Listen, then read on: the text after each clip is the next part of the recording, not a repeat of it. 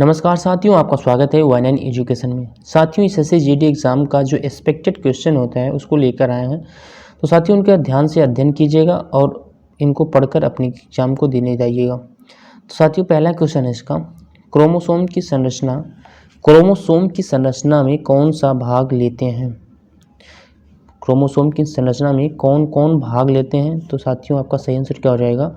DNA एवं protein. DNA का पूरा नाम क्या होता है साथियों? DNA का पूरा नाम होता है डीऑक्सीराइबोन्यूक्लिक एसिड। आगे बढ़ते हैं क्वेश्चन नंबर 2 की तरफ। क्वेश्चन नंबर 2 है, अनुच्छेद 17 किस विषय से संबंधित है? साथियों, अनुच्छेद 17 किससे संबंधित है? तो आपका सही आंसर हो जाएगा अस्पृश्यता का अंत। अस्पृश्यता का अंत ये क्या है अपना? ये मौलिक अधिकार है। मौलिक अधिकार कहाँ से लिया गया है? मौलिक अधिकार कहाँ से लिया गया साथियों? तो ये अमेरिका के संविधान से मौलिक अधिकार लिया गया है। और जो मौलिक अधिकार किसमें है? भारतीय संविधान के भाग 3 में मौलिक अधिकार निहित है। आगे बढ़ते हैं साथियों क्वेश्चन नंबर 3 की तरफ। क्वेश्चन नंबर 3 है, 1 किग्रा भार के बराबर कितना न्यूटन होता है? 1 किग्रा भार होगा उसके बराबर कितना न्यूटन होता है? न्यूटन किसकी इकाई है साथियों? तो बल की इकाई जो है वो न्यूटन होती है। तो 1 किग्रा भार के बराबर कितना न्यूटन होगा? तो 9.8 न्यूटन होगा।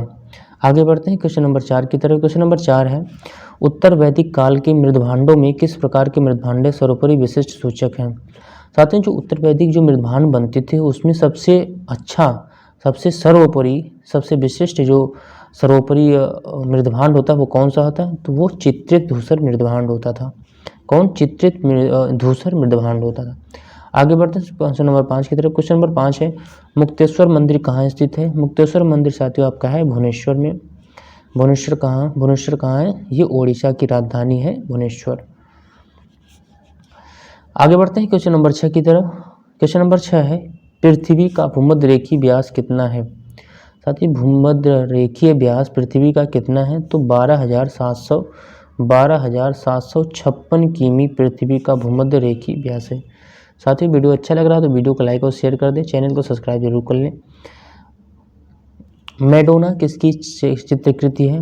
मैडोना किसने बनाया था साथियों? तो मैडोना राफेल ने बनाया था। राफेल कहाँ का निवासी है? वो इटली का निवासी है राफेल, जिसने मैडोना जो एक चित्र है। मैडोना क्या है? मैडोना एक चित्र है जिसे चित्रित करने वाला राफेल है जो इटली का निवासी है। आगे बढ़ते हैं क्वेश्चन नंबर 8 की तरफ। क्वेश्चन नंबर 8 है, भारत की किस पंचवर्षीय योजना में राष्ट्रीय आय की वृद्धि दर न्यूनतम रही है? तो साथियों, जो राष्ट्रीय आय की जो वृद्धि दर थी वो किस पंचवर्षीय योजना में सबसे न्यूनतम थी? तो वो तृतीय पंचवर्षीय योजना में सबसे निम्न स्थान पर थी। तृतीय पंचवर्षीय योजना कब से कब चली? 1961 से 1966 तक तृतीय पंचवर्षीय योजना चली। उसके बाद योजना अवकाश था। आगे बढ़ते साथी क्वेश्चन नंबर 9 की तरफ। क्वेश्चन नंबर 9 है, ऋग्वेद में किस अपराध की सबसे अधिक उल्लेख किया गया है? तो ऋग्वेद में कौन सा अपराध सबसे अधिक हो रहा था साथियों? तो उसमें पशुओं की चोरी जो होती थी वो सबसे अधिक होती, इस अपराध का सबसे अधिक बार जिक्र किया गया है ऋग्वेद में। आगे बढ़ते हैं क्वेश्चन नंबर 10 की तरफ। क्वेश्चन नंबर 10 है, साइलेंट वैली किस राज्य में स्थित है? साइलेंट वैली कहाँ है साथियों? तो साइलेंट वैली केरल में है। केरल की राजधानी क्या है? तिरुवनंतपुरम केरल की राजधानी है। आगे बढ़ते हैं क्वेश्चन नंबर 11 की तरफ। क्वेश्चन नंबर 11 है, जब 2 इलेक्ट्रॉन एक ही कक्ष में होते हैं तो उनमें क्या पाया जाता है? साथियों, अगर 2 इलेक्ट्रॉन एक ही कक्ष में हो तो उसमें क्या पाएगा? तो उसमें विपरीत चक्रण पाया जाता है। कैसा साथियों? विपरीत चक्रण। क्या होगा? विपरीत चक्रण होता है उनमें। आगे बढ़ते हैं क्वेश्चन नंबर 12 की तरफ। क्वेश्चन नंबर 12 है, किस अनुच्छेद में प्रेस की स्वतंत्रता वर्णित है? किस अनुच्छेद में प्रेस की स्वतंत्रता वर्णित है साथियों? तो आपका सही आंसर हो जाएगा अनुच्छेद 19 का फर्स्ट में प्रेस की स्वतंत्रता वर्णित है। प्रेस की स्वतंत्रता वर्णित है अनुच्छेद 19 का 1 में। ये हमारा मौलिक अधिकार है साथियों। आगे बढ़ते हैं क्वेश्चन नंबर 13 की तरफ। क्वेश्चन नंबर 13 है, हैजा के जीवाणु की खोज किसने की? हैजा के जो जीवाणु की खोज किसने किया था? रॉबर्ट कोच ने किया था। रॉबर्ट कोच ने किया था हैजा के जीवाणु की खोज। आगे बढ़ते हैं, आर्यों का मुख्य व्यवसाय कौन सा था? आर्यों का मुख्य व्यवसाय कौन सा था? तो आपका सही आंसर हो जाएगा कृषि। आर्य जो थे वो मुख्य व्यवसाय कृषि करते थे। क्या? कृषि करते थे। अगला साथियों, चैत्य किस धर्म के अनुयायियों का पूजा स्थल था। तो साथियों चैत्य जो है वो बौद्ध धर्म के अनुयायियों का पूजा स्थल था, और जो विहार था वो बौद्ध भिक्षुओं के रहने का स्थान था, निवास स्थान, जिसे संघाराम भी कहते थे। क्या साथियों? संघाराम कहते थे। आगे बढ़ते हैं क्वेश्चन नंबर 16 की तरफ। क्वेश्चन नंबर 16 है, पृथ्वी की ध्रुवीय व्यास कितनी है? पृथ्वी का ध्रुवीय व्यास कितनी है? 12,714 किमी। 12,714 किमी पृथ्वी का ध्रुवीय व्यास है। आगे बढ़ते हैं क्वेश्चन नंबर 17 की तरफ। क्वेश्चन नंबर 17 है, महिलाओं की ओलंपिक में भागीदारी सबसे पहले किस वर्ष हुई?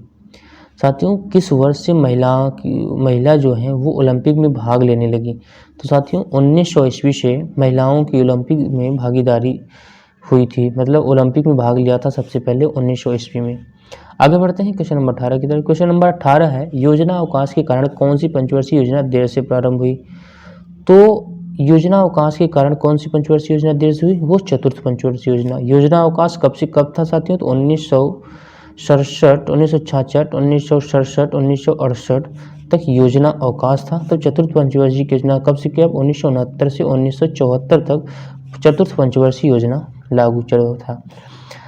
क्वेश्चन नंबर 19 साथियों, पुलकेशिन द्वितीय ने हर्षवर्धन को पराजित कर कौन सी उपाधि धारण की थी? पुलकेशिन द्वितीय जो है वो हर्षवर्धन को पराजित करने के बाद कौन सी उपाधि धारण की? वो परमेश्वर की उपाधि धारण की थी, परमेश्वर की उपाधि धारण किया था। आगे बढ़ते हैं, लास्ट क्वेश्चन है साथियों, बुद्धों का तांबो मठ किस राज्य में है? साथियों बुद्धों का जो तांबो मठ है वो किस राज्य में स्थित है?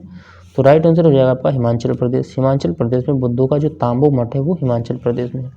तो साथियों वीडियो अच्छा लगा तो वीडियो को लाइक और शेयर कर दें, चैनल को सब्सक्राइब जरूर कर लें और बेल आइकन को दबा दें ताकि आने वाले वीडियो का नोटिफिकेशन आपको प्राप्त हो सके। मिलते हैं अगले वीडियो में दोस्तों, आज के लिए बस इतना ही, धन्यवाद।